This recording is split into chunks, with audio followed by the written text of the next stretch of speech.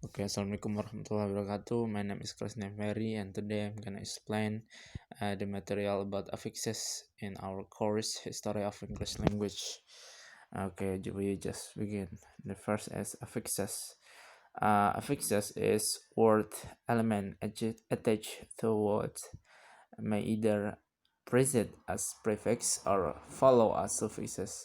So affixes is either be prefixes, the word element attached to before the word itself, or follow the word itself as suffixes, like do become doer, why become wayward.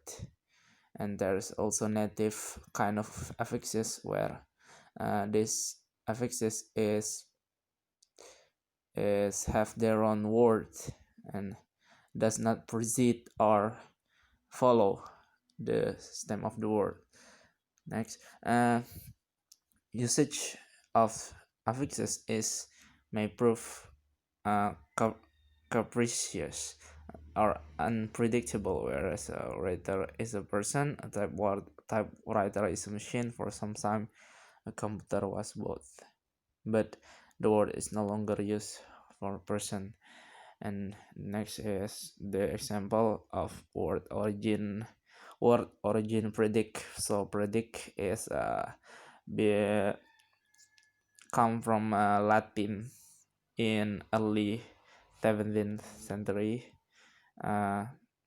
So it's a made known beforehand, declared from the verb predicare, from prayer, which means beforehand, and place dicare, who mean say.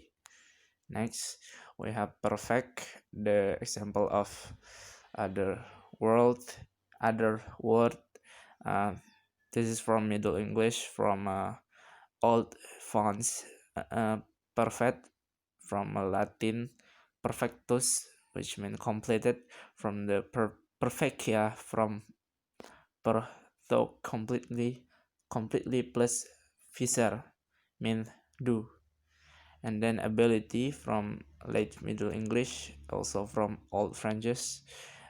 Ability, from Latin stem word habilitas, from habilis, which mean able.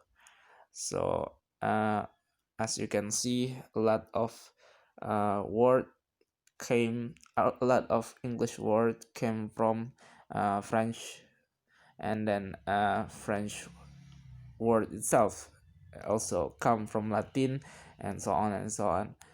And then we have potent, late Middle English, from Latin potent, which means being powerful, being able, from the verb posse. Patient, also from Middle English, from Old French, from Latin patient, which means suffering, from the verb pati. There are a few rules in addition of affixes in English, and Anglo-Saxon affixes can be attached to Latin or Greek root or vice versa. So the English words from Anglo-Saxon affixes can attach to another language like Latin and Greek. An extreme example, word incomprehensibility, which is based on the simple root hand, original from Indo-European root. Word gain meant to grasp or seize, with no less than 5 affixes in, not, come, with, pre, before. Able is said, capable, and ithy, being. There are at least 9 different negation prefixes. Prefixes is affixes before the stem of the word itself. Until this, il, im, in, or non, and un, and it's almost impossible for non-native speaker to predict which is to be used with which root word.